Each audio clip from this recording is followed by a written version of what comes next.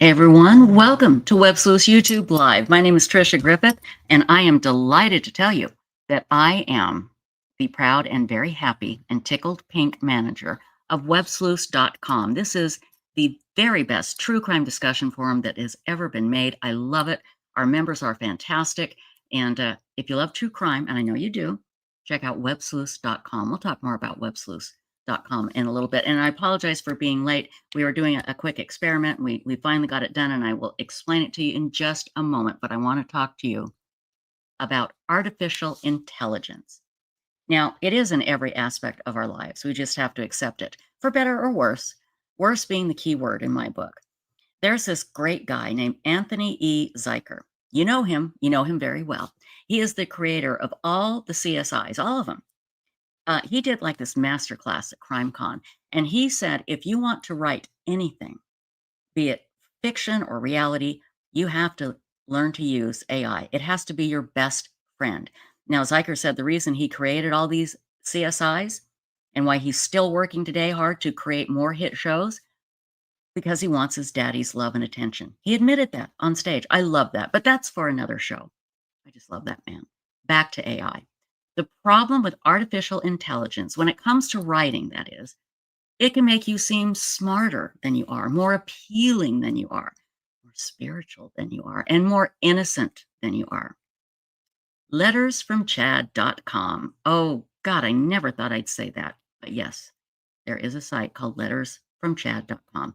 Now, I believe that he uses AI in this way. I think he writes them. He writes them in his schmaltzy, ridiculous, disgusting potato head type stuff. And then he gives it to his daughter, Emma, and she throws it through AI and makes it sound more human, more normal. Now, the problem is Chad is trying to rewrite history. He talks all about Tammy and all the things he did with Tammy and Tammy becoming sick and trying to rewrite it all, but he never mentions Lori. Yeah, the cheerleader, the one that he killed for. Not a word about Lori.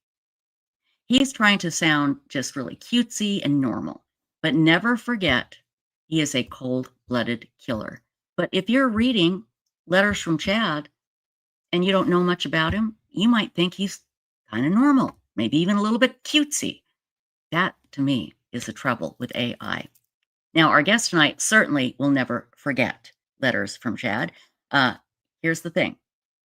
What I just read to you is something that I wrote.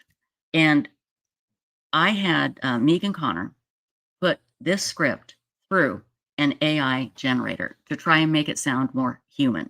So yes, I'm using AI to sound more human. Now, you all heard what I just said. Let's see what Megan's artificial intelligence came up with. Let me pull this here. Let's see if it sounds better. And it probably will sound a lot better. So let me just get this here. Let me do that. Let me do this and let me do that. And there we go. Okay, here we go. Let me start over. Oh, hey, hush, hush, hush, hush. Artificial intelligence. It's woven into just about every part of our lives these days, for better or for worse. And honestly, in my book, worse is the one that sticks out. You know Anthony Zeiker. He's the guy behind all of the CSI shows. Yeah, all of them. He gave this masterclass at CrimeCon. And he basically said, if you want to write, whether it's fiction or real life stuff, you got to embrace AI and learn to love it. What really got me was when he opened up about why he created all the CSIs in the first place. He was chasing his dad's love and attention. Man, that is some raw honesty right there. I'm sorry. That just cracks me up that AI came up with, man, that's some raw honesty. Now, I respect that. But circling back to AI, the big issue with it, especially for writing, is how you can polish you up way beyond reality.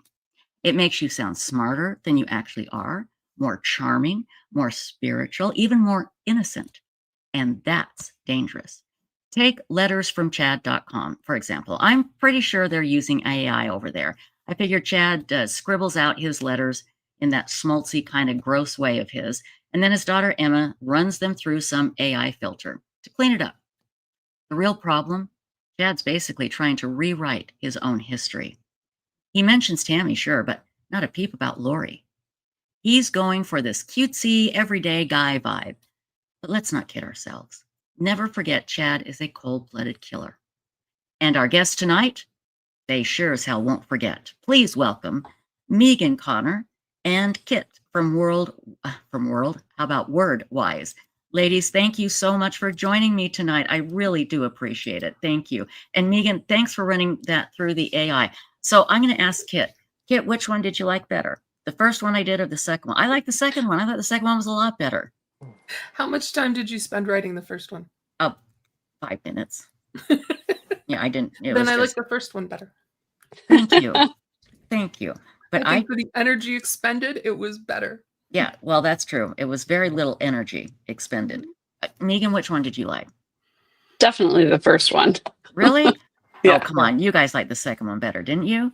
No, the second one did not sound like you at all. Yeah. Well, that's true. Did not. Yeah, it was not your voice. That's you know what? You're right. You're right. And Stacy, what did you think? No, I like the first one better. I mean, yeah, I did not like the second one. Okay. Well, I thought the second one was sharper and funnier, and I liked it. I did. So I can see why people like AI, because I guess I don't like the way I sound. I sound too wordy, and I just, but I don't want to use AI, guys. I really don't want to use it because I think it can make you lazy, and you create something that you're not. And that's exactly what Chad Daybell wants. No question. Now, Kit, before we get to you, and by the way, Stacy, could you please put Kit's live stream or her YouTube channel? Yeah. And everybody, you've got to go subscribe. You cannot leave tonight without subscribing to Kit's Wordwise. It is such an amazing, fun, fascinating channel. And she doesn't use AI at all. But Megan, I'm going to ask you, why haven't you done anything about letters from Chad? Is that what it is? Lettersfromchad.com? Am I saying it right? I can't even remember. I don't know. I mean, I first heard about it when I was on your show. Oh, that's right. Somebody put it in chat and we all freaked out. Yeah. Yeah, right. I didn't even know it existed. And I have to say, honestly, that I have not done a report on this because I don't want to. I do not want to read anything that Chad has written. I go to Kit for that. Exactly. So I don't have to, Exactly.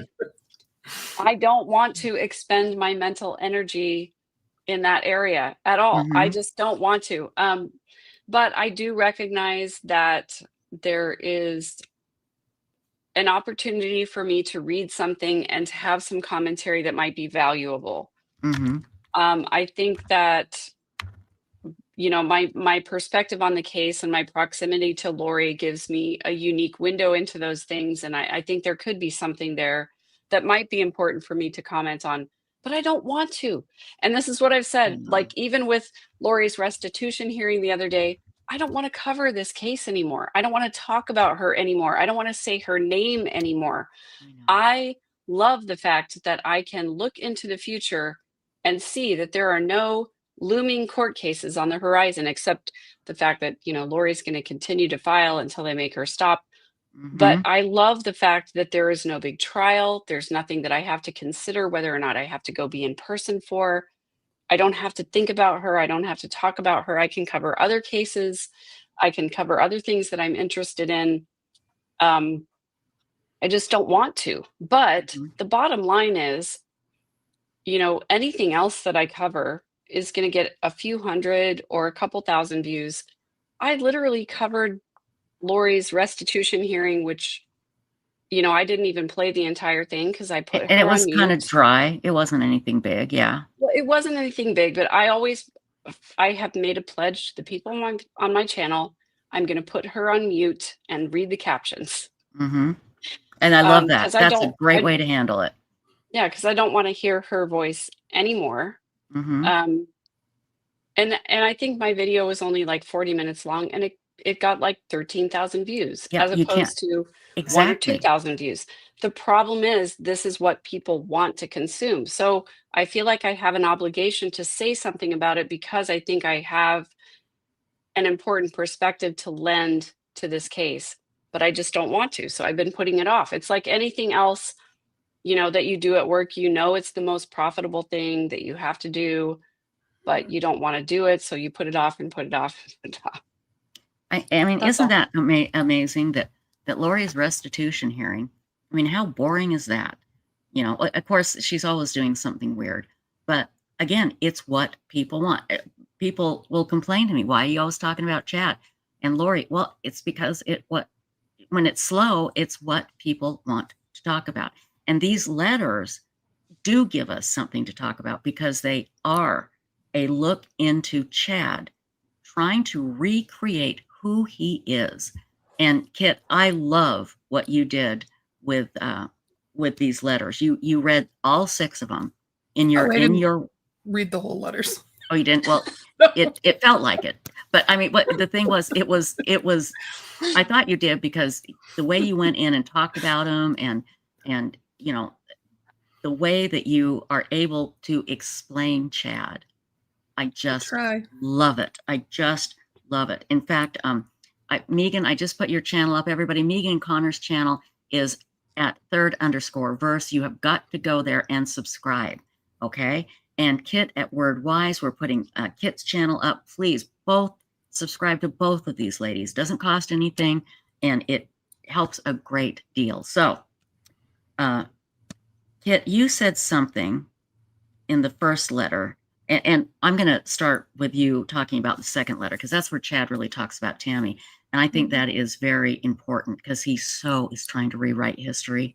You know, no word about Lori anywhere, and that's his wife. Tammy's not his wife anymore, you know. But you said something that was interesting. You said that Chad is not, forgive me if I get this wrong, that Chad is writing to people he knows or something. And then you said that he was writing to Red Vines. Now, Red Vines is an old friend of Chad's. What did you mean by that? So my impression of these letters is that Chad realizes he isn't going to be able to get most of the public on his side.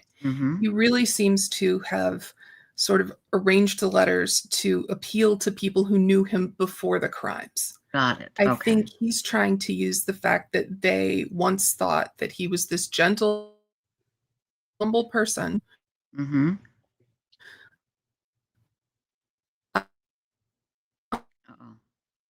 The portal. Kit, are you froze, Kit? Are you there? Favor. There we are. I think you're crazy there. Whoops, you I'm here. froze. You froze. Okay. Chad's portal came in and got you. Sorry to hear that. But you know, you're absolutely right. He's writing to all the people that knew him before, who Right. now go, "Oh my God, he's a crazy murderer." Yeah. And he's trying to show, look, just how sweet I am. I'm still that pudgy, bland, you know, cream of wheat with no milk type guy. Just no flavor, just white and just a big, fluffy, fat Idaho potato with no personality. And that's what he thinks he's going to do. But don't you think, and Megan, I'll come to you for this as well. You think that he's doing it for other reasons as well? Like he's trying to get a following? I think it's possible that he's trying to rehabilitate people's understanding of his beliefs in order to get them to join whatever is still operating of the cult he was a part of. Now, I didn't talk about that in the video because I didn't see anything that said to me that's for certain what he's doing. But I did see details he had added to his description of his near-death experiences that seem to have been taken from visions of glory.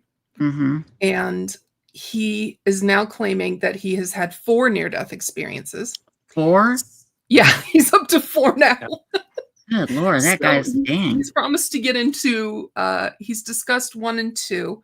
He's promised to tell us about 3 and 4 in his upcoming letters. Oh, yippee. Yeah. So I suspect that once he starts talking about those, that's when the real drive to bring people into his belief system is going to start. Oh my God, 4. And he's thinking that people will believe that. That's what kills me. Megan, what do you think? People will believe him. Yes. There are people that will totally believe this. I know, Yeah. I know. What I think I can't say because, the YouTube algorithm Rules. is Ah. present. Mhm.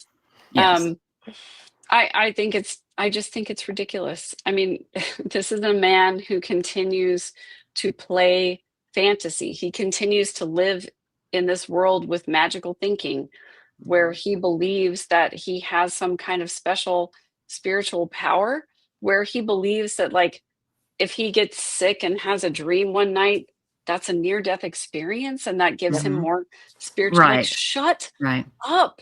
Just shut Mhm. up. Nobody wants to hear that. Nobody Mhm. cares. You're not special. Stop writing. You're And you not a good writer. I no, just, God, yeah, he's not. sorry. You're absolutely no, you have every right to get upset because it is upsetting. And Stacy, you're right. He is going to attract more people, and that's what scares me to death. Uh, I find that really interesting, Kit, that you think as more and more letters come out, he's going to get more and more in depth, and then what we're going to see him trying to.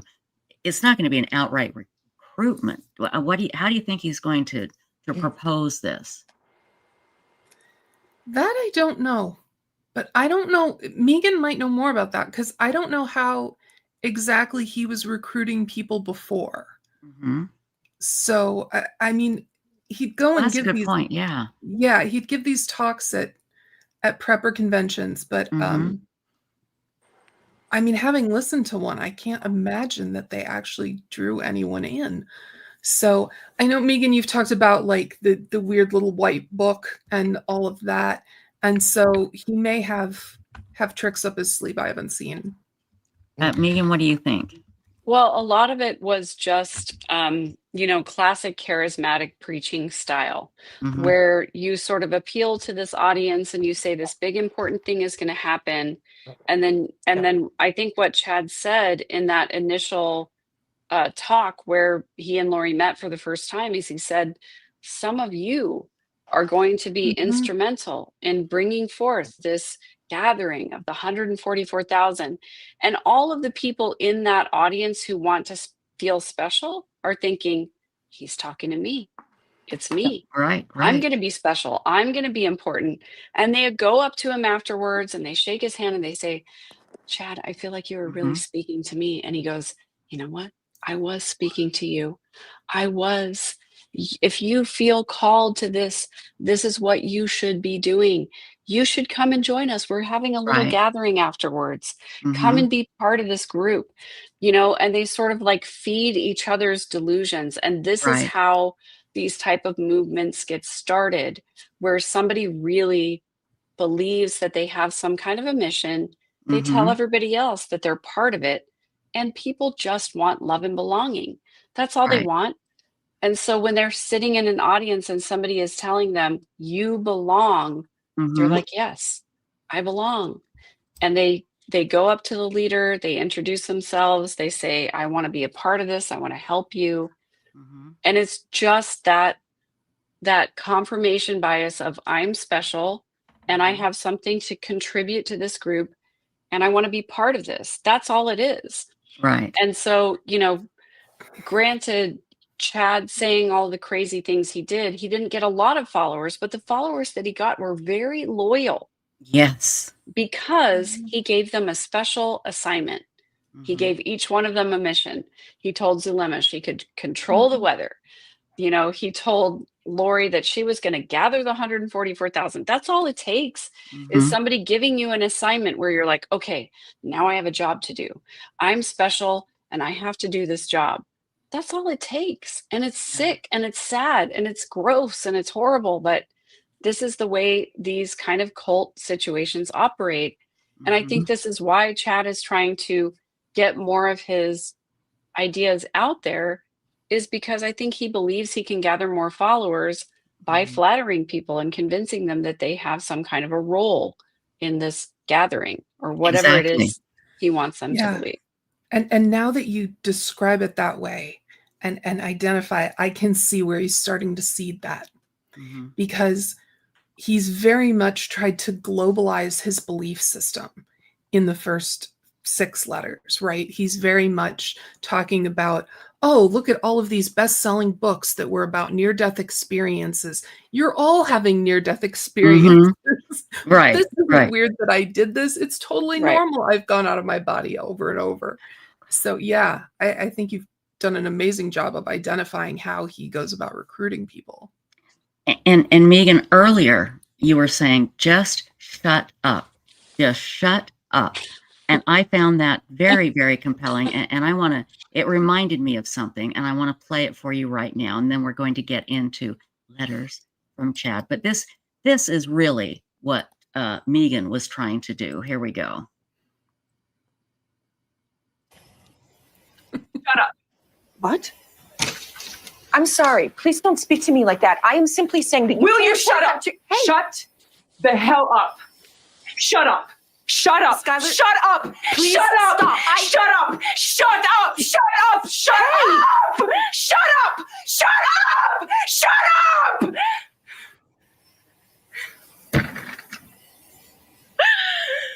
I kind of think that's where you were headed. But you got yourself under control, Megan. So good job. Good job. No, don't you? Yeah, if I feel anybody that. ever sees a cigarette in my mouth, you know the end is near. I get what you mean. You just want to oh God, it's so maddening that Chad thinks he can do this and he thinks it's okay. And it's hurting the victims. I think of Kay and Larry having to see this crap. And Emma, what the hell, woman? You're a grown woman, and I know she grew up and she was, in basically a little cult of the family there. It makes me crazy. But Kit, what I'd like to do now, if it's okay with you, I'm going to start, I'll put the link in chat, and I'm going to start with your discussion about letter 2. Now, can you give us just a quick overview of what letter 2 was about? Yes, exactly, Kelly J. And Tammy's poor family, exactly, having to listen to this crap. I'm sorry, go ahead, Kit. I'm looking to see if I have my printed copies of his letters in reach, but I don't think I do. Letter 2 began with Tammy, and he claimed it was kind of an ode to her, but then immediately went into, oh, she had such terrible health problems. Yeah. And he spent that letter and parts of letter 3 to talking about Tammy and their lives together. So let's go. And you guys, again, Stacy, if you could put up Kit's YouTube channel and Megan's as well, you've got to subscribe to these ladies' channels. It is so well worth it. So here we go, Wordwise with Kit. And this is letter number 2 from Chad Daybell and letters from Chad. Here we go. Self, though. It's like she didn't even exist when he wasn't in the room with her. We won several awards from bookseller organizations, and Tammy deserved the credit. She was the backbone of the company, and she made great things happen through her promotional ideas and internet marketing. Tammy's mom, Phyllis, joined the company as our lead salesperson, and the two of them were a dynamic duo in selling books. He says he's going to stop there and will continue his narrative in the next letter, which makes no sense to me because it's not like he has to rush to make the post. What does he have to do other than write these letters? Also, he didn't stop there. He included both bookshelf and musical notes sections. Under bookshelf, he describes how he published a book called A Lion and a Lamb about 2 LDS missionaries. I can't swear to this because I don't remember where I read it, but I think A Lion and a Lamb was Spring Creek's best-selling title, and it was made into a movie. That's right. Chad includes a link at the bottom of this section that leads you to the Amazon page for the book, so you can buy it right now. Oh, goody. And that obviously makes one wonder, is Chad still making money off Spring Creek's titles? Spring Creek is listed as the publisher on Amazon's webpage. Suzanne Freeman has been unable to get back the legal rights to the books she published with Chad, and I was under the impression that Spring Creek had been shut down, but someone's getting the revenue for these books. I assume that's one motivation for Chad to talk about the book here. Another is probably to make people recall when he contributed something positive to his community, and he never misses an opportunity to remind people that he was LDS. Under musical notes, Chad discusses how much he and Tammy loved the band Keen and how all his children are musical too. He links to Tammy's favorite Keen song, Spiraling. I assume that Emma added these links when she created the site because I'm pretty sure Chad can't access YouTube from prison. Thus ends the second letter. The third letter opens with Chad and Tammy's move to Rexburg, Idaho. He gives no explanation for why they moved to Rexburg, just says that everyone loved it there, especially Tammy, who amassed a collection of pets and gardens. Chad writes, "After moving to Idaho, Tammy and I stayed busy running our publishing company. I was the president and editor-in-chief, while she was the vice president and chief financial officer. I was also making good money writing a weekly online column, along with receiving royalties on my published books. We felt blessed. So Tammy didn't need to work beyond her company duties, but several years earlier in Springville, she had taken a part-time position as the computer lab teacher at our children's elementary school. She loved working with the students, and the job was very rewarding to her." I think this online column Chad was writing that he refers to was his Avow subscription site. It's interesting that Chad stresses that they had no financial pressures, that Tammy only took the teaching position because she wanted to. He glosses over how, after the move to Idaho, they had to declare bankruptcy, and Tammy took the full-time teaching job because Spring Creek Books wasn't supporting either one of them. I'm getting the sense that these letters are designed to address specific points related to Chad's convictions. I wouldn't be surprised if he made a list of the things people find the most deleterious to his claims of innocence and then set out to address each one individually. He was convicted of insurance fraud in addition to the deaths, so this might be his way of pushing back on the idea that he needed money. Next, he bolsters his claim that Tammy died of natural causes by giving us a long, detailed narrative about her sudden health decline in 2019. The only people who attested to this were Chad and Emma. Maybe Garth, I don't recall. But her friends in her clogging and calisthenics classes certainly didn't think she was struggling with her health. Chad claims there were 4 physical issues that foreshadowed Tammy's sudden death, but then he lists 7. Coughing fits, lengthy colds, fatigue, swollen joints, bloating in her abdomen, varicose veins, and fainting spells. Except for the fainting, this all sounds like it could have been perimenopause to me, but I'm not a doctor. Chad tells a story about how he found Tammy crying because her pants didn't fit, and when they went to buy replacements, she had to go up 2 sizes. Ironically, Chad loves to fat shame people. That summer, we went to the LDS temple, and during one of the ceremonies, Tammy fainted, collapsed backwards, and then threw up all over the front of her dress. She was very embarrassed as the temple's medical team rushed into the room to care for her. If this happened, there would be a record. There would be people who could attest to it. I have a rare condition called confusional hemiplegic migraine. I get really dizzy and disoriented. The right side of my body goes weak, and I struggle to speak, usually for 5 to 10 minutes when one of these migraines first comes on. Before I got properly diagnosed, I developed one of these migraines while at the orchestra, and as it happened, the orchestra had just implemented a new policy where they have EMS on site during concerts. I was the first person they'd ever gotten to call on-site EMS for, and the paramedic was very excited to have something to do. Ended up telling me I'd probably just strained too hard on the toilet during intermission. Oh, great. Somewhere, there is a record of that interaction. I remember the paramedic filling out a form. If Tammy really got sick at the temple and was attended to by the medical team, there's paperwork on that. And yet, we didn't hear anything about it at Chad's trial. I don't think we heard anything about varicose veins or swollen joints either. But Tammy's failing health is a huge point of importance in Chad's defense, and that's why we're getting an entire letter about it. He recounts multiple instances of Tammy fainting that we never heard about in court. Then he says that the night before she died, she had a coughing fit and threw up. But he'll talk about the morning he found her in a later letter. As in the last letter, why the delay? Just get to the point, Chad. I love that. Just get to the point, Chad. Yeah, and if that had happened, they would have presented that record of the EMS in court. That would have been great evidence. That would have been Right. golden evidence.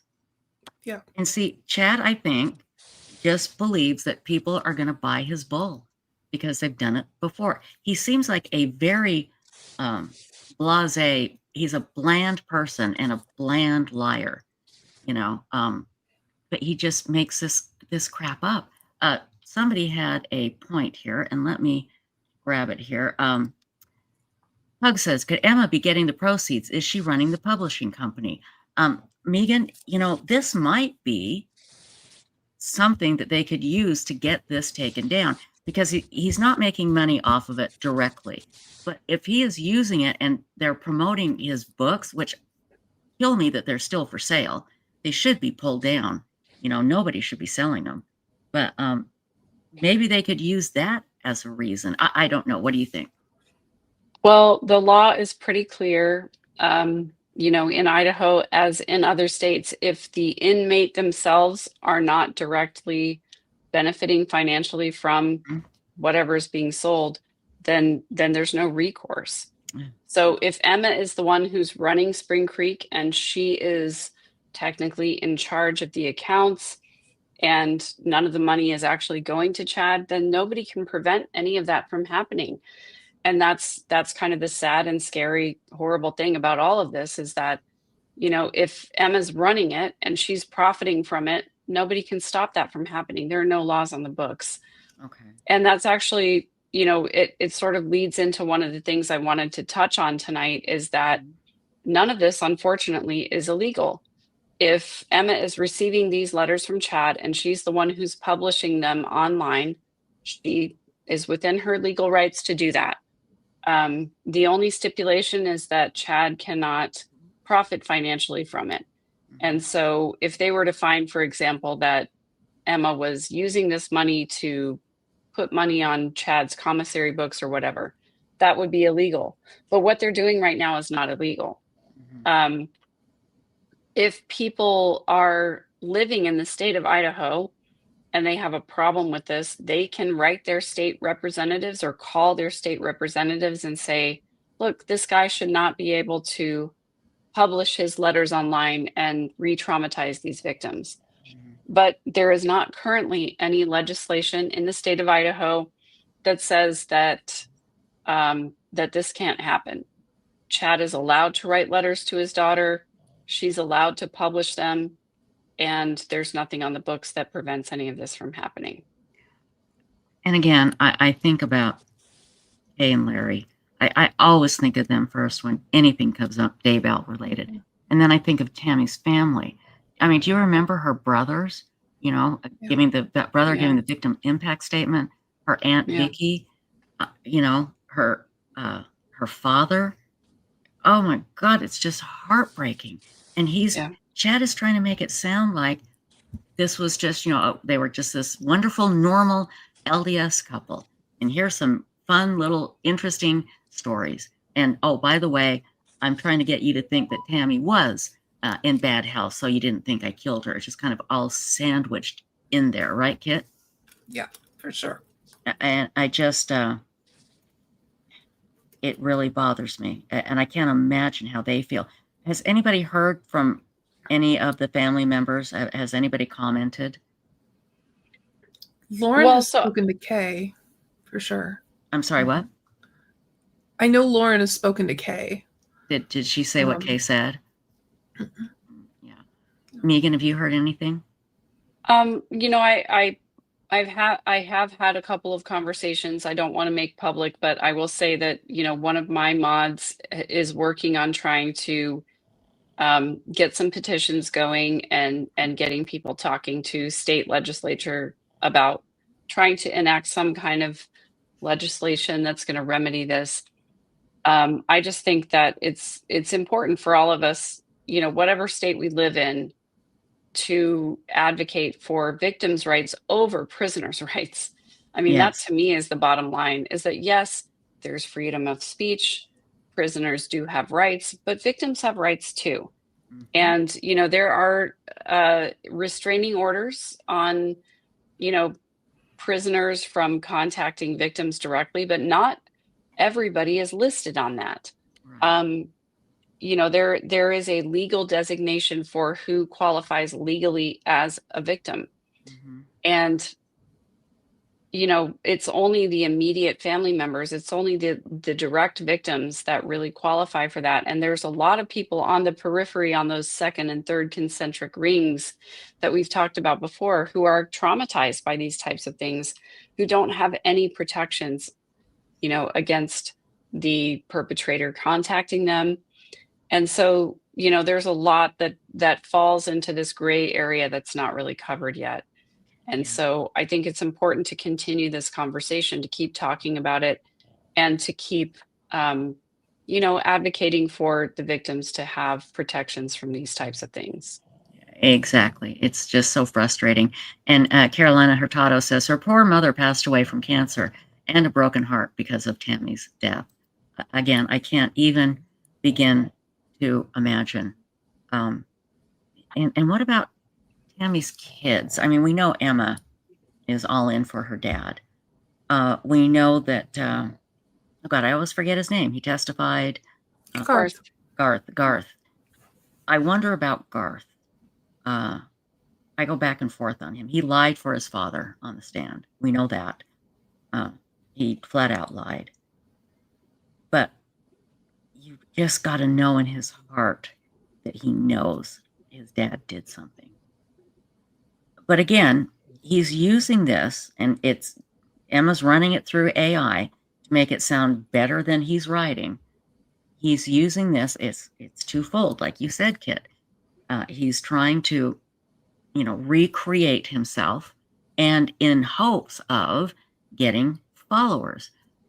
He wants to be that leader that he has created in his mind that he thinks he is. He wants to be like Warren Jeffs, and I know I don't know what he'll do as far as these letters go, as far as trying to write in such a way that he can deny that he's trying to get followers, because if he comes right out and says, hey, why don't you believe me, write me, and I'm a saint, and I can predict the future. If he does anything stupid like that, I think they might be able to shut him down. Maybe not, Megan. I don't know. Well, I'm just going to say that biological hardwiring, literally millions of years of biological hardwiring, makes it incredibly difficult for anybody to psychologically get to the point where you can believe that your parent, who is in charge of providing for you and protecting you, to get to the point where you can believe that your parent is capable of harming people, or capable of harming you, or capable of brainwashing you. That is an Right. incredibly difficult psychological hurdle to overcome. And having gotten to that place myself, I can attest that it took me years and years and a lot of therapy, and it was very difficult. And it still is to this day very difficult to reframe parenting for me to where I have to admit that the biological parents that I was given, are never going to be the types of people that I needed as a child, and Mhm. to find other sources of people who I can rely on for, Right. protection and for advice and for all those other things. It is an incredibly hard place to get to where you can say, what my parent taught me was harmful, what my parent taught me was wrong. To even be able to say those things is incredibly difficult. And I do not fault any of the Daybell children for not being able to get there, because they were brainwashed. Their Well, father was the patriarch of their right. family. He was Yes. infallible. He Mhm. was the priesthood holder. He was the man who was in charge of directing the family's spiritual lives. And to be able to overcome that and get to a point where you can say, you know what? I think maybe that wasn't healthy, and maybe I should think a different thing or believe a different thing. It's so, so hard to get there that I don't fault any of them for not being able to do it. That's interesting because you see that your parents have hurt you. Why is I guess you're right. It's just, hundreds and thousands of years of your brain wired that your parents are to protect you. And I guess if you see them harming you, it's hard to accept. And you said it was really hard for you. I don't know why I'm asking this, but how come? I mean, when you were able to open your eyes and a fog lifted and you saw what your parents had done, why couldn't you just admit to yourself that was bad and, get it right out there in black and white? But you said you couldn't. It was, I mean, you eventually did, but you couldn't. Well, because none of us want to believe that the people who are charged with raising us and caring for us actually Mhm. have some other kind of ulterior motive. None of us want to believe that we're in an abusive relationship of any kind, Mhm. whether it's Right. with our parents or a friend or a romantic partner. None of us Mhm. want to believe that because it means admitting that we were duped. It means Yes. admitting that we've been betrayed. Also, betrayal trauma is a huge, huge problem. Oh, absolutely. When you've been betrayed by somebody that you love and care about, and especially somebody who's charged with loving and caring for you, Mhm. that betrayal is the ultimate betrayal. There is no bigger betrayal than having a parent harm a child. There really isn't, because the child is vulnerable. The child doesn't know any better. The parent does or should. Mhm. And sometimes the parent harms the child. And in cases of, filicide, or when a parent actually kills a child, that's the ultimate betrayal. And it's so psychologically difficult for us to get to that place where we think maybe my parent doesn't have my best interests in heart at Mhm. heart, because for our own survival, we have to believe that we can trust our parent to take care of us. It's Right. just psychologically difficult to get there. We don't wanna believe that we're in an abusive relationship, and we don't wanna believe that our parents are the ones who are abusing us, because they're the ones who are supposed to be charged with taking care of us, loving us, nurturing, teaching, all of those things. So just it's a psychologically difficult place to get to, and also it means admitting that we're vulnerable enough to have been deceived. Mhm. It means admitting that we have deficiencies in our Mhm. upbringing. And it also means admitting that we may have absorbed those parenting styles and passed them on to other generations, depending on where we come to it in our timeline. And that's why it was so hard for me, is because I didn't come to it until after I had already started parenting my own children, realizing that I did to my kids what was done to me for the first few years of my parenting life. And Mhm. then I had to admit that I was wrong, that it was harmful, that I needed to correct my behavior. That kind of self-awareness and that kind of ability to be introspective and to say I screwed up. Right. That's a really hard thing to do. It's hard for us to admit that we have made big mistakes that hurt other people. That's Mhm. really hard as well. Yeah, I can certainly understand that. Kit, one of the many things that I find fascinating about you and so compelling is you are incredibly intelligent and you can focus in and find answers where I never even thought to ask a question. I mean, I can't say enough good about your channel and what you do. And same with you, Megan. I mean, every day you get up and you help people. And I've had so many people comment to me about how much you have helped them. So I just want to say hats off to both you ladies. You do an amazing job. Kit, it drives me crazy. And I bring this up all the time. It drives me crazy that Emma will not see the truth. And it goes to what Megan was saying. Yeah. In all of your knowledge and your worldly experience, do you think she will ever see what her father really has done? I don't know, Emma. You know, I don't know much beyond what we've seen of her in public. I do wonder. I don't think that the other four children as far as I know, are necessarily as entrenched in their faith in Chad as she is. Right. Garth certainly seemed very reluctant to be at the trial and to be testifying. The other 3 kids were originally scheduled to trial or to testify, apparently, and then didn't. Were they scheduled for the prosecution or the defense? No, for the defense. John Okay. Pryor promised in his opening that Oh, all that's 5 of them were right. going to testify, And they and didn't. That it was just says Garth and Emma. that speaks volumes. So my guess is that if Emma is going to come around to the truth, it'll be through the influence of her siblings, and probably not, those of us on YouTube talking about this. Right. I actually wonder if, for his kids who are starting to question, maybe, if these letters aren't going to make them question more. I would Because hope. I think part of the reason it's got to be so hard for them is they're going from my father is a perfect person to my father is a serial killer. That is a huge gulf to leap, right? Yeah. It must be much easier to say my father is a perfect person. Well, okay, he's a bit of a liar. And I'm sure that if I'm picking up on lies that Chad is telling in these letters, beyond the obvious ones that we talked about at trial, like, they've got to be reading these and saying, that's not how I remember it.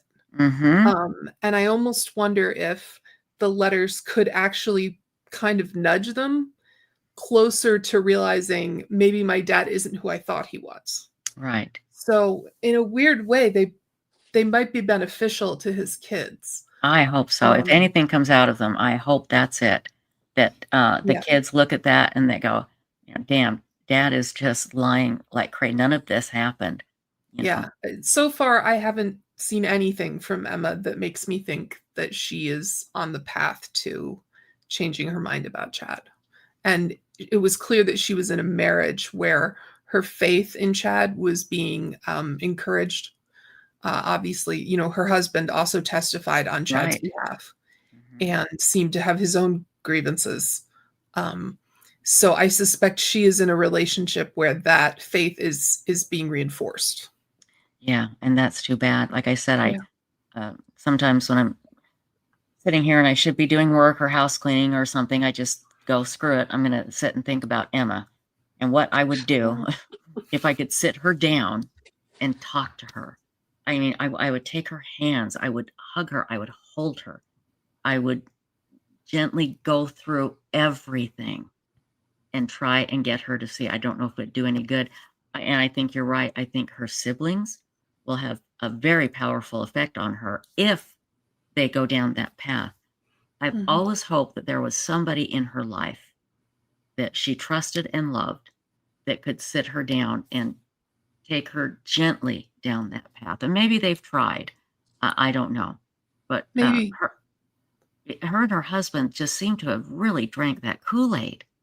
Yeah. I was shocked to hear her husband, how much he was just all for Chad. I find it fascinating. I really do, because it is such a look into a dysfunctional family that looked so normal on the outside. So, Kit, we're going to play some more, if you don't mind, everybody. We have Kit from Wordwise and Megan Connor from _verse. And Kit has done an amazing video about letters from Chad. And Kit was talking about the letter number 2, and now she's into letter number 3. We're going to continue on here just a little bit. I'm going to pull this up and then go let my cat in before my cat has a nervous breakdown. There is nothing worse than a cat having a nervous breakdown. So hang on here. And mods, if you could please put Megan and Kit's YouTube channels while we play this for a little bit, that would be fantastic. So here we go. And this is the name of Kit's video is Postcards from the Portal, Chad Daybell's Prison Letters, number 1 through 6. I love that. Here we go.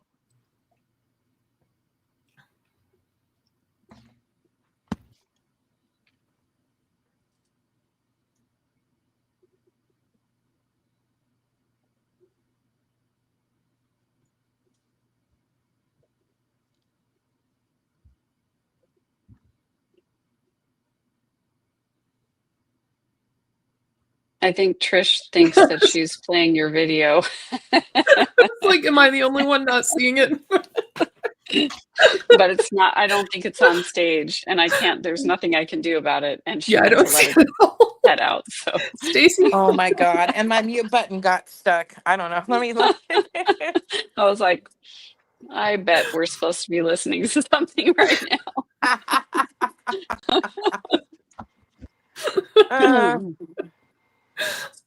Hey, Trish. Hey, Trish. No video. Oh, How's it her ear's going? not in yet. Oh, Her yeah. ear thing. All right. There's no video playing It's playing. for us, anyways. Can Trisha hear us? I mean, maybe she Put her can. ear Maybe thing in. I don't know. maybe Trish is hearing the video and we're not. Uh-oh. What? Yeah. Wait a minute. You guys aren't hearing the video? We don't Oh my see it God. or hear it. Hold on. Hold on. That's what you I get was- for using the AI. I was wondering why you were talking over the video. I'm like, God, you guys, that's rude. Oh my God. How rude. You guys, I am so sorry. I thought I shared it. Apparently I did. I started it. Hold on. You guys, it's AI's fault. It is AI's Of course fault. it is. Okay. Yeah. I was getting so annoyed. I'm like, God, Stacy, shut up. Let's put a guest video on here. We all sat in silence for the longest time. Like, am I the only one who's not seeing it? That's what I And was I- thinking. I was like, maybe there's something wrong with my audio. And I just got up and left, so I had no idea. Oh, good Lord. Good Lord. Well, again, we're not exactly 60 minutes sharp, but we're close, damn it. We're close. Okay, here we go. Postcards from the portal. Can we see it? I think we can see it now, can't we, lady? Yes, we Yes, can. we can see it. All Thank right. you. Here we go. Temple and was attended to by the medical team. There's paperwork on that. And yet, we didn't hear anything about it at Chad's trial. I don't think we heard anything about varicose veins or swollen joints either. But Tammy's failing health is a huge point of importance in Chad's defense, and that's why we're getting an entire letter about it. He recounts multiple instances of Tammy fainting that we never heard about in court. Then he says that the night before she died, she had a coughing fit and threw up. But he'll talk about the morning he found her in a later letter. As in the last letter, why the delay? Just get to the point, Chad. Tammy was a true angel on earth, and I know she is still watching over our family. My children and I have felt her presence many times since her death. We sense she is particularly interested in her precious grandchildren. We believe families can be together forever in heaven, and although she has moved on ahead of us, we know we will be reunited with her someday. This is a somewhat more socially acceptable form of Laurie's, Tammy visits me in spirit form in my prison cell. But it's basically the same thing. Chad then uses the bookshelf section to promote his own book, Chasing Paradise. It's starting to look like at least one motive for writing these letters is to try to drum up book sales. Chad has no shame. The musical notes section is barely about music. He starts by saying how much his family loved the movie Napoleon Dynamite and how he and Tammy visited sites where the movie was filmed. Then he debates whether the spirit of Idaho is better represented by the B-52 song Private Idaho or Tim McGraw's Where the Green Grass Grows. I'm not sure what any of this has to do with anything, and I'm not convinced Chad does either. He says randomly, I just remembered a detail. It snows 9 months of the year in Idaho. You're still in Idaho, dude. Does your room not have a window? Maybe it doesn't. I don't know. Thus ends the third letter.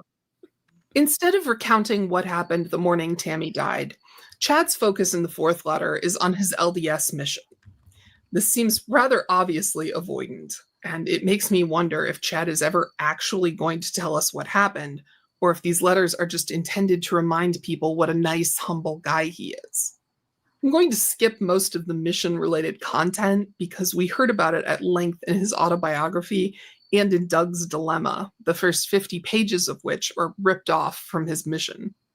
Chad is probably reiterating well-known information because he very much wants to remind everyone what a good, faithful Mormon he is. So he describes how badly he was treated by the people of New Jersey, how they threw bottles and apples at him, and how his mission companion told him to man up and have faith in Jesus. This led to Chad praying and being granted a vision of the first vision. Joseph Smith, the founder of the LDS Church, had a vision in which God and Jesus appeared and spoke to him. Chad claims that he also experienced that vision, which puts him one step removed from being Joseph Smith. It's the quintessential humble brag. I was having a moment of lack of faith, and my mission companion stuck his finger in my chest and barked at me, and because of that, I prayed and I was granted a vision. I'm so humble. Why did I share that experience with you? Because from that day on, I have been completely devoted to the LDS Church. I have served in many different callings, including being part of 4 different bishoprics. He's definitely pulling out his LDS resume here. He describes his involvement in church disciplinary councils and how they usually ended with the person being disciplined feeling relieved and reconciled with Jesus. He's reminding people how disciplinary councils usually go so he can contrast that with how he's been treated. With that background, it is true I am currently excommunicated from the LDS Church. Sadly, I didn't receive an opportunity to have a compassionate church leader hear my side of the story. I would have happily welcomed a visit from my church leaders during my 4 years in the Fremont County Jail, but no one ever came. Instead, I learned I had been excommunicated through the mail, more than a month after the disciplinary council had taken place. He wants us to see him as a victim. Poor Chad didn't get a visit from his bishop while in jail. Poor Chad didn't even get to speak at his disciplinary council meeting. Poor Chad had no chance to avoid excommunication. The fact that the church excommunicated him is one of those points on which he feels he needs to defend himself, because he knows that most of the people he's trying to win over are still members of the church. Also, I'm sure Chad could have requested a visit from his bishop. My impression is that even jails and prisons are pretty open to inmates receiving religious counseling, probably because the inmates tend to behave better afterward. What did he do in order to initiate a visit? Anything? Nothing? At the jail, the deputies would put any mail addressed to me in a big manila envelope, which was held until my attorney's next visit. He and I would then sort through the mail together. When he visited me in September 2020, we emptied the manila envelope, and among the letters were 2 envelopes from my LDS Church stake president, my local leader. I'd had a good relationship with him over the years, and I initially expected these envelopes to contain letters of kindness, support, and encouragement. However, I opened the first envelope and read a printed form letter informing me a disciplinary council would be held regarding my church membership. It felt like an arrow had pierced my heart. I took a deep breath and opened the second envelope. This letter said the council had been held, and I had been excommunicated for apostasy. The letter stated I had 30 days to appeal the decision, but by that time the deadline had already passed since the jail had been holding my mail. This is a bald-faced lie. As soon as I read it, I thought, that makes no sense. Why would they hold his mail until his lawyer was present? His lawyer doesn't want to sort his mail with him? I could just imagine him and John Pryor sitting there, and John being like, while Chad's going, I think this one is junk mail. Oh, and this is about my car warranty. Anyway, I looked it up. The First Amendment prevents jails and prisons from interfering too much with mail. And here's Idaho's official policy for jail inmates. Incoming mail that presents no procedural problems will be processed and delivered within 24 hours of receipt, Monday through Friday, excluding legal holidays. Chad's lying that he wasn't informed of the disciplinary council and that he wasn't able to appeal his excommunication because the deadline had already passed. I don't know what the real reason is that Chad didn't take action. Maybe just because he knew he had no defense, but he's lying about the mail issue. And since we're talking about the First Amendment, My guess would be that these letters are protected by it as well. I keep hearing people ask how it's legal for him to put these out, and the answer seems to be, well, it's not illegal. He's not making money off the letters or the websites, not even ad revenue. If people are determined to have the website taken down, they may have to resort to social pressure.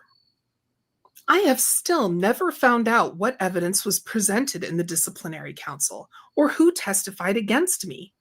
The church scriptures, known as the Doctrine and Covenants, explains excommunication procedures in depth. Section 102, verse 18 reads, "In all cases, the accuser and the accused shall have a privilege of speaking for themselves before the council." That obviously didn't happen in my situation.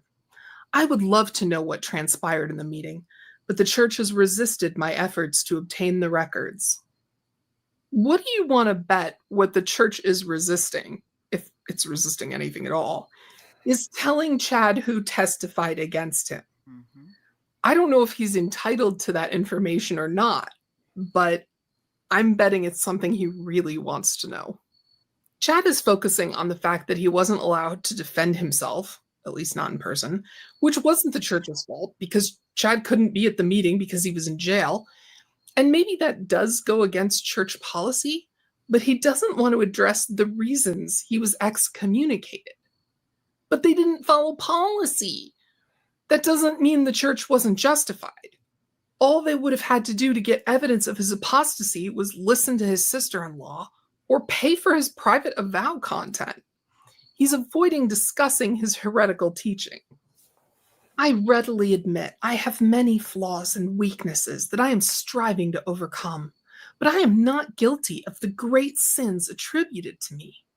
The thought of associating with apostate groups or teaching false doctrine is absurd to me. Please at least let me know the specific doctrines I was supposedly teaching. Who are my accusers? When and where did I say these things? This is evidence to me that he's realized he can only try to win back the support of people who didn't watch the trial, because there was so much evidence of the weird things he was teaching. The light and dark souls ranking system is nowhere in LDS theology. Those weird diagrams Zulema showed everyone, those all come from Chad. Well, okay, more likely from some unknown third party that Chad ripped off, but they certainly didn't come from the LDS church. Chad's claiming he has no idea what's going on here, which is very bold. But the narrative he's trying to promote is that he's been railroaded and denied the right to defend himself. This is also a classic case of someone admitting to something small, in his case, having many flaws and weaknesses, because he's so humble, in order to suggest that if he were guilty, this pattern of admitting his failures would extend to admitting his crimes. That's an entirely false premise.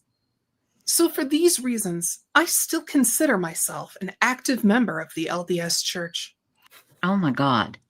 Really? I'm sorry. I just had to comment. That's just crazy. We'll talk more about it on the other side. Hang on. My excommunication process didn't follow scriptural guidelines, and apparently no effort was made to verify I had received the notification letters. At the very least, I deserved a chance to talk to a church leader in person and answer any accusations of misconduct. I have never felt a decrease in my priesthood power or a loss of the influence of the Holy Ghost. I have actually felt an increase in these areas, which has been a great comfort and blessing as I deal with my current circumstances. I fully support the LDS Church's first presidency and the quorum of the 12 apostles. I follow their teachings, and I am working out my own salvation through the power and grace of the atonement of Jesus Christ, my Savior. What do you mean you still consider yourself an active member? You don't get to determine that. Yes, he sustains the prophet and the quorum of the 12, but his refusal to accept that the church has excommunicated him contradicts that. He can say that he's still a Christian and still has faith, but he can't claim membership in an organization that has given him the boot. This claim that his priesthood powers have actually increased is kind of wild. He's almost suggesting that regardless of the church's position, Jesus still considers him a member in good standing. It reminds me a great deal of Visions of Glory, of this idea that there is a higher authority operating to elevate a small elite group within the church. He ends by telling us that Elder Hansen, the mission companion who helped solidify Chad's faith, attended Tammy's funeral. That was very nice of Elder Hansen, but I don't see how it's evidence that Chad is innocent.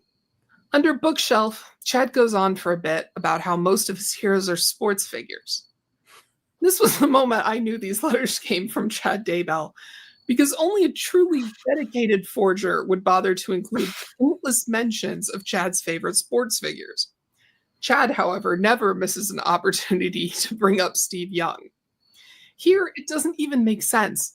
He gives us a list of his favorite athletes and then says, but of course, Joseph Smith is my biggest hero, after Jesus. Unsurprisingly, he dives right into how Joseph Smith was also persecuted by the criminal justice system. That's like Chad. Because, humility. Persecution intensified against him and his family, and it never let up the rest of his life. Supposed friends repeatedly betrayed him, and he endured dozens of arrests on false charges, spending many months in dark, damp, squalid jails. Yet somehow he maintained a positive attitude and accomplished incredible feats. He translated the Book of Mormon from ancient records and founded the Church of Jesus Christ of Latter-day Saints. He revealed many profound eternal truths and designed new cities, yet made time to raise a good family and care for his church members. Oh, God. I need my vomit bag for my last airplane ride. Yeah. Kit, I was with you when he said he still considers himself a member of the LDS Church. Like you said, he doesn't get to decide that. No. I don't even know what to say. He is so clueless. He is so clueless. Is he clueless or is he just audacious? Well, cluelessly audacious, maybe. I don't know. Maybe both. But yeah, a little bit of both. Audacious, I think, is actually a better word. He thinks he has the power to do that, and it's okay, And Megan, that sounds like somebody in your family who thinks that they can do whatever they want and, manipulate the rules to make them look as good as possible. You guys, I'm speechless. Like that just, I don't know why that shocked me. But when you're excommunicated, you don't get to say, well, guess what? Yeah, I don't believe you. They were just kidding. I'm still a member. But I do have to interject here and say that in Mormonism, there is a very prime focus on things being done exactly the right way. In fact, if you ever go to a Mormon sacrament meeting and you listen to the 16-year-old dude saying the prayer over the communion, if they get it wrong, they have to start over. Right. And a lot of times they'll finish the prayer and then look over to the bishop. And if the bishop gives the nod of approval, they can move on. But if the bishop goes like this, nope, they got to start the whole thing over because it's so important to get the exact wording right. And so I can definitely see where there is this glitch in Chad's brain where he's like, well, if they didn't follow the excommunication procedures exactly, then my priesthood leader is not doing things in the right way. And that means that he's the one at fault and not me.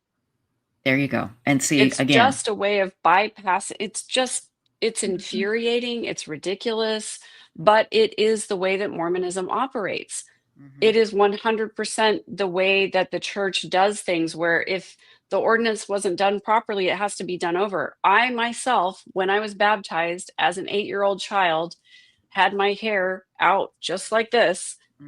And, my dad dunked me under the water, and whoever the witness was standing up there watching said that not all of my hair went under the water when he baptized me. So he had to do it again. I had to get dunked a second time, which, look, if we think about this logically, okay, maybe some of my hair floated up to the top of the water, but by the time I was brought up again, it was all clearly wet at some point. Right. So, I mean, so why in God. the world did they have to re-traumatize me by Yeah. dunking me again? My I God. mean, it is this ridiculous thing where it's like there is this idea of exactness. Exact obedience brings blessings is one of the tenets of the Mormon church. And it's why we get so many people with religious scrupulosity. It's why so many people with OCD and OCPD are attracted to high demand religion. It's the reason why high demand religion both creates and attracts people with mental illness because it makes them feel safe to have that much control being exerted over them. That is amazing. It's funny that you mentioned that story about the blessing, because Chad actually recounts being forced to give the blessing a second time because he screwed it up in one of his books. I think it might have been one of the ones of religious advice for young people. Yeah, that definitely, he's very rigid. But I'm not sure I believe him to begin with, that he didn't get an opportunity to speak with someone. Right. Right. I We don't know. don't believe that Yeah, either. And I believe that is obfuscation. I believe that it's Yeah. something where, you know, they absolutely would have given him the opportunity to speak to someone if he wanted to, but it's another way of sort of diverting the attention away from the Yeah. thing that matters. Mhm. It's a way Exactly. it's a way for him to say, well, it wasn't my fault because this thing wasn't done in the right way. And that also is a very Mormon thing. And Mhm. if you look back to Joseph Smith destroying the printing press, which arguably is what got thrown him in jail, which is what got him killed. He destroyed the printing press and he said that they were printing lies about him. Well, they weren't. They were telling the truth about him. But he said, you know, it wasn't my fault. You know, I told these guys they shouldn't do it, but they did it anyway. So it Mhm. wasn't really me doing the crime. It was these other people doing the crime. And now I'm in jail, falsely in prison. I believed until I was 45 freaking years old that every time Joseph Smith got hauled into prison, that it was some trumped up charges, that he hadn't done anything wrong, that he went to jail like a lamb to the slaughter, and that he died a martyr. Because I had no idea that the truth was that he actually did incite treason by destroying Mhm. this printing press, that he had a gun on him when the mob attacked, that he fired that gun, which makes him not a martyr. And also Right. that he was drinking wine in prison, and also, you know, all these other things Oh, that wow. we as Mormon people don't ever realize or know the real truth because the Mormon church doesn't share it with us. Mhm. And we blindly believe the people who are leading the church because we're taught that they're infallible. Well, the same thing is true of Chad. His children were taught that he was infallible. His children were taught that he was a priesthood authority, that he had special communication with the divine because of his near death experiences. So they believe every word that he says. And these letters are just more of him trying to justify his actions, trying to get people to believe that he never did anything wrong. And it's just the most Mormon thing, which is one of the things that makes it so infuriating for me. I understand, and it again, it is so absolutely infuriating. And I want to bring this up. There is Jesse Roblin says, "Am I crazy, or has Emma removed the letters from Instagram and X? I didn't know she had posted them there. Kit, did you know that?" Yeah, she also has a Facebook page where she's getting just destroyed. Oh, we got to see that. We have Yeah. got to. Oh my It's God. Letters for Chad is the name of the Uh, Facebook okay, page, hang and on. people are just ripping her apart. Oh God, I hope it'll let me sign into my Facebook page. Ever since I got hacked, it's weird. Sometimes it lets me log in, and other times it doesn't. So come on, come on. Ah, crap. Megan, I don't know if you know the answer to this, but if someone has people testify against them at a disciplinary council meeting, are they entitled to that information? Because my sense of him saying that he didn't know who had testified against him was he wanted to know who his enemies were. Right. Exactly. Well, it's exactly what Lori's like. Her entire priority in questioning people on the stand is she wanted to know what Oh, people yeah. said about her. And I think this is the Absolutely. same thing with Chad, Yeah. wanting to know who testified against me at this hearing. Mhm. I honestly, I don't have a lot of experience with disciplinary councils. Yeah. I actually was disfellowshipped at one point, but I chose not to go to the council, and my Mhm. bishop said I didn't have to be there or to know what was said or whatever. I Yeah. don't know that he's necessarily entitled to know what people said about him or what people testified against him, but generally speaking, they give people the opportunity to go to their own hearing. Well, now, obviously, that would have been hard in Chad's position because he was in jail at Right. the time that happened. And again, it goes to Bishop Roulette. If he had a bishop who was particularly compassionate and wanted to let Chad know what was said about him, he could have written Chad and said, these people said these things about you. Mhm. But if he had a bishop who was militantly against everything that Chad stood for, which God, I hope that they were, then they could just not let Chad know anything about it, and just he would get a letter that says your membership has been withdrawn. Yeah. So it's one of those things that is not it's bizarre to me because the Mormon Church has a handbook of instructions that reads like an attorney's manual. Mhm. It's literally section 14.2.2.8.7 that governs this one tiny little piece of a thing. But the membership councils, they have some broad interpretations. So it could very well be that his bishop or his stake president just said, we're not going to tell him. We're just going to Mhm. say he was excommunicated. The reason should be obvious. We don't have to tell him what was said about him. We could just use the court testimony as reason for excommunicating him. But Yeah. again, they're very private about these things, and they don't want people to know because they're terrified of being found to be doing things that are unethical. They're terrified of people seeing what they do privately because they're terrified of being criticized for it and for it not holding up to their own standards of how they should do things. And so there are plenty of processes like the excommunication process that they keep very private because they don't want people criticizing what was done. Stacy, I haven't got that link yet, and my Facebook page is not letting me get in here. Okay. I was able to see it without actually signing into Facebook. Yeah. Really? Yeah, No, so I you might texted. just Google it. Yeah. Yeah. I texted her a link and I emailed the link. Oh, it should be through now. It's at the outbox. Okay, hang on. Let me check. Check. It was actually There it is. remarkable to me how much Chad sounded like Lori in these letters. Mhm. Mhm. Their similarities were very much on display. Yeah, it's not letting me get in there. Hang on. Let me. If Oh, you I've got it do- right here. If you Can you do, I'll put tell it you where on to the go screen? where there's comments. Yeah. Can you put it on the screen? I have to get a laptop to do that. Oh, Megan's got it here. Let me Megan, add it okay. here. Okay, there we go. Okay. Now, musical note number 4 has a bunch of comments under it. Some of them, the comments aren't there anymore. Yeah, that one's good. I mean, Wow. should my I God, say that- good? Should I Felicia say Gray. That is great. This is letters from Chad, and this is, you guys. This is just priceless. Well, I mean, again, the cluelessness, the inability to understand just how badly you guys? they look, for God's sakes, you know? Oh man. I mean, hang on here. Everything we're too polite to say online. Oh my God. Just a second here.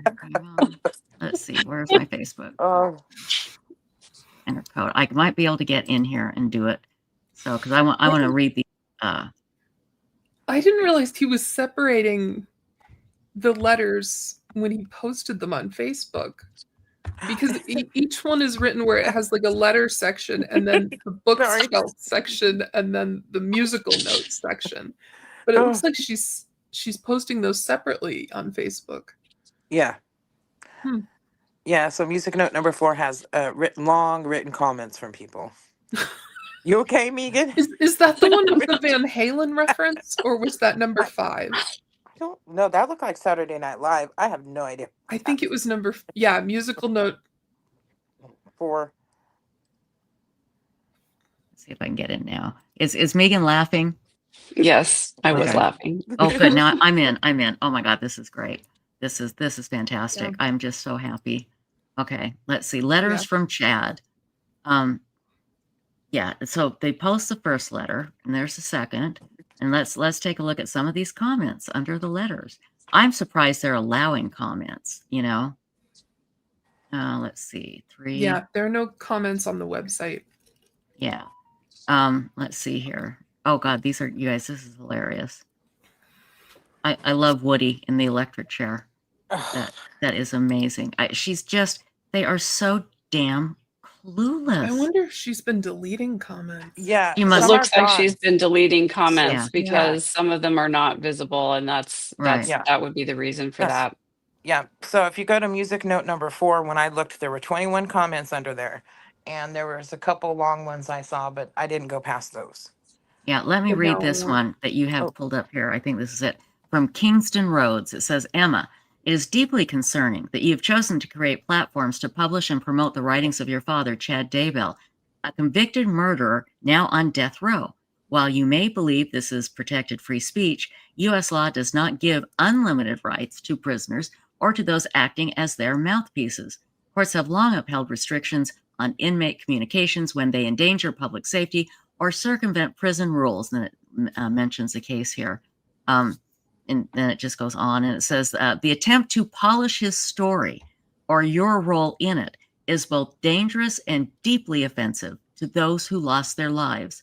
I urge you to reconsider before you find yourself accountable for enabling a convicted killer to continue speaking from behind walls. Diana Marie Morneau says, posting these letters is disturbing and should be taken down. Your dad killed innocent people just because he wanted to be with his mistress. Your father killed Tylee, JJ, and Tammy. His mistress conspired with him to have Charles, Alex, and Lori's niece's ex-husband killed. Luckily, he's okay. We all know this is the truth. Tammy died by asphyxiation. He strangled her. What kind of father killed his wife? A cheater, Will. Your mom got an email from Charles warning her about the affair and she ignored it. Most likely because your dad said he wasn't, and she believed him. Or could it have been she was scared? That was her only mistake. He also told her he killed a raccoon and put it in the fire, and we all know that was Tylee. Both Tylee and JJ were found on his property. Oh yeah, and then when they were found, Chad called Lori and tried to escape. This is both truth and facts that you, for some reason, can accept. If my dad did that, he'd be erased from my family in an instant. What you should be doing is honoring your mom with dignity and not post this.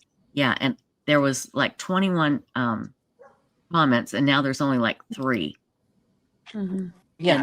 And they're both, bad. And She's yeah. definitely deleting them. Oh yeah, here's 6 comments. Let's see. I have a question for Megan real quick. Yes.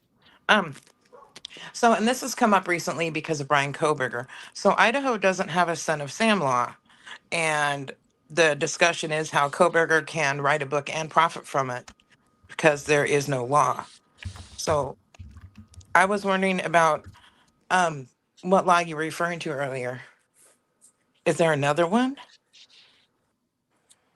So I guess I thought that Idaho had the same law where inmates couldn't profit off of their Me crimes. too. I mean, Mm. I guess I could be wrong about that. I thought that was the case. Now, if you're interested, I know a family who their daughter was murdered in California.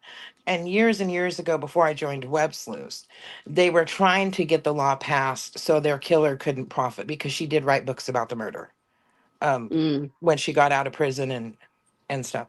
And they had to fight to get to do anything about it because we didn't have the Son of Sam law here. They went through a lot to get that accomplished. Yeah, I was fairly certain that Idaho had that law where Chad couldn't profit. But here's the thing: he's not technically profiting No. right now. She can Right. post all Yep. she wants on Facebook, Instagram. She can even make a YouTube channel if she wants to.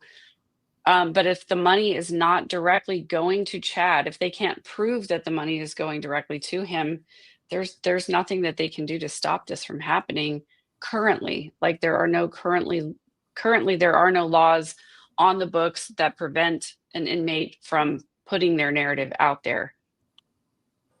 Right. Guys, Yeah. under True. under one of these posts, there's supposed to be 10 comments. There's only 3. Let me read them, and then we'll get off this. Lori Blow says, "Do you have loin fire for Tammy?" And Janice Nelson says, "Sick." And Jeannie Nana says, "You don't deserve to make statements about this woman you murdered. What about the bruising on her arms, Chad? Did you hold her down, or did Alex? That woman deserves so much better than you. Her children should be ashamed of themselves." I'm surprised she hasn't removed those. Yeah, she's removing all of these.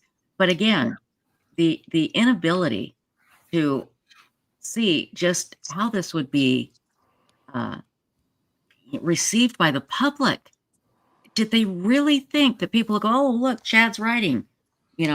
I think I think Chad is probably thinking that God is telling him to do this, and that it'll work out, and we'll just keep doing it. They have 47 followers. That's it. Letters from Chad. My God, this is just unbelievable. At 20% recommend it. So it got an 80% negative review here. But anyway, ladies, it's getting late, and I've kept you here so long. That's right, Kalisa Katz. Emma lived on that property after the kids were found there and had no problem walking around. I know. I don't understand it. I don't know how she could do that. I do believe that, Kalisa Katz, that Chad has permanently brainwashed his kids, although we haven't heard from the other children. So we don't know. And that's the thing, you guys. If any of Chad's kids ever wanted to speak out or write a book that, where they don't believe their dad, it would be a big, it would be very popular. Hey, if any of them want to reach out, I would be happy to work on that project with them. That would be, you know what? There you go. And if any of Chad's kids are listening, Kit is the person to work with to write the book. She's compassionate, she's smart, and that would be a very brave thing if one of his kids actually wrote a book and told the truth. What would be sad is he would probably lose their, unless it's Emma, lose their whole family. But, I just couldn't live a lie like this. And I hate to be judgy, and I'm always judgy because that's what I do. I sit here on my fat ass and judge all day. But it happens, though. I mean, BTK's daughter wrote a book. That's right. And she did. Fully accepted that her father is. Yes. The court says he is. Yeah, and he, she felt like she had a normal life growing up with this guy. Can you guys hang on for just one more second? Because I do have just one more question here, but I want to show something. And I'm actually going to share the screen properly this time. I promise you. So it will happen. You guys, when I went to CrimeCon, Othram had it wasn't a booth. It was like a dang mall. They had so much stuff going on, and they had all these incredible examples showing you how they were working to find the answers to all of these people who are unidentified, and their families are just waiting to find out where they are. What, huh? Hello? Did somebody say something, or was I listening to something else? Oh, I think it was Megan. Okay, Anyway. So if the thing is, it costs $7,500 to do a DNA test. Okay. And it's not the little swab in the mouth. I mean, this is incredible. It has to do with genealogy and, these scientific techniques that are cutting edge that only Othram can do, and DNA solves. If you could please, I'm going to put a link in chat. If you could make a monthly donation to DNA Solves here, and again, it could be $1 a month. All right. Just something to help these scientists and these researchers who literally live breathe and eat this day in and day out, 24 hours a day, working to try and identify the unidentified. And get this, they also identify the criminals. And sometimes these cases are 50 years old and they have half a microscopic skin cell, and they're able to make an identification. The link is in chat. I will put it in the description as well and pin it to DNA Solves. If you could please make a donation, help these families get the answers that they so desperately need. And you can be a part of helping catch a bad guy, help identify a body, and these families can finally have some peace. You can be a part of that. And here again is the link to DNA Solves. If you could please make a donation. If you just want to make a one-time donation, that'd be great. But if you could do monthly, that would be wonderful. Okay, so Kit, what is next in store for you? When are you going to have? Are you going to do any more videos on Chad? When he puts up new letters, are you going to read them? What's going to happen? I will certainly read them. So far, the comments, I asked for comments on whether or not people wanted me to continue covering them. And people definitely do. So absolutely.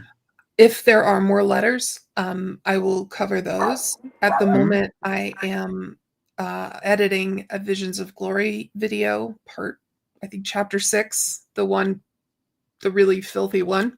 Yes.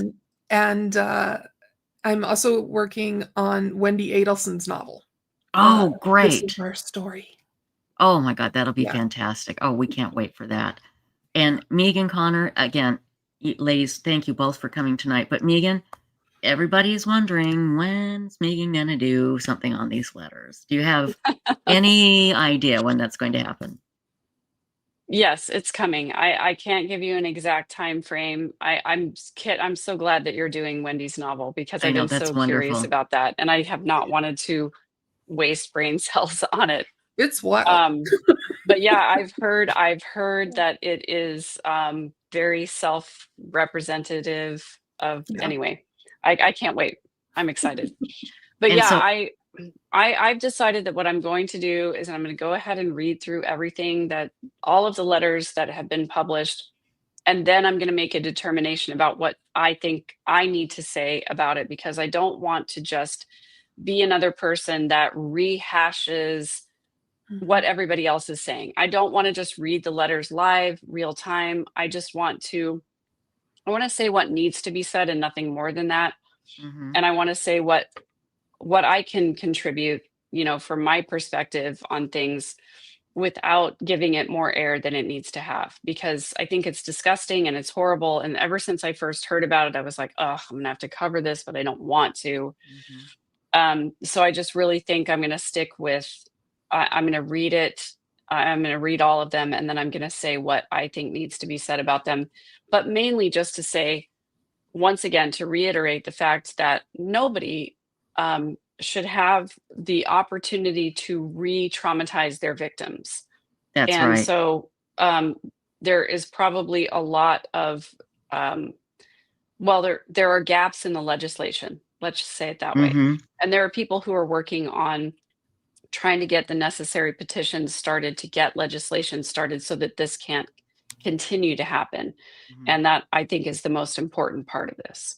Right. And that hopefully something will be done about that. Megan, do you have like anything else in coming down the pike here, or is it going to be the letters first? Well, I mean, Donna Adelson wants a new trial. I'm going to be covering that. God help me, I'm covering the Charlie Kirk shooting. I'm going to continue to cover that. It is a really, really difficult thing to cover because people are so polarized in their opinions about it. But what I'm trying to get people to see is that it's not black and white. And, it's not a right versus left kind of a situation. And if we remove politics from it, it is once again just an individual taking the law into their own hands to silence someone they disagreed with. If we can see it from that point of view, I think we can find some common ground. And that's always going to be my entire point, is that, if we can stop consuming all of the propaganda that makes us think things are black and white, that it's us Right. versus them. That's the mentality I want people to get away from in this Right. country, because I promise you, it is a very small, loud group of people who is trying to get Mm-hmm. us to other each other, who's Yep. trying to get us to descend into tribalism. And if we can focus more on what we have in common than focusing on our differences, then we can find that space where we can take our own power back and not be controlled by the people who profit, no matter who's in the Exactly. White House, Yep. the people who profit when there's chaos and war and all of these other things. I think we just need Mhm. to take a step back, take a deep breath, gain our senses about ourselves, and realize that we're being marketed to and we're being manipulated, and we need to opt out of that system. And you're absolutely 100% right. And God help you, woman, Yeah. because that's going to be a tough one to do. You know, Well, on Yeah. websleuths.com, we had to stop the discussion because people uh-huh. just couldn't do it. And what we did is we made it what's called a media thread only, where people just had to post mainstream media links about the Charlie Kirk killing. We had to close that because people kept finding, these like unapproved sources for that showed their opinion. It was some radical stuff on both sides. And we just had to stop it. People just couldn't discuss it. So I wish you all the luck, and we'll be watching for that. And thank you for doing that, Thank you. because that is a very scary area to jump in. So if you need any help, Stacy will do whatever you want. Promise. I'll help you Thank too. you. Thank you for I will being help you. so generous to Yeah. offer Stacy's help. She is great. I always offer her up. Ladies, thank you so much. Megan Connor at _verse, Kit at Wordwise, and of course, we'll put both of your links in our description. I can't thank you enough. It's always a great pleasure having you both on. Take care Thank now. you so much. See you Night. later. Bye-bye. Bye. Okay. All right. Okay, we have an update from Lingen 2, and it has to do with Travis Decker. Finally, he has been found. Lingen, tell us who Travis Decker is and why we are interested in him. Let's remind our friends here. Okay. Well, as you remember, Travis Decker is a 32-year-old gentleman who was took his daughters for what was to be a 3-hour visitation, and he ended up unaliving them and disappearing into basically the Washington wilderness. And so all summer long, we've been, where's Travis? Where's Travis? Where's Travis? And well, on the 18th of September, a drone flying over a certain area they were searching, which is not far from where the girls were actually found,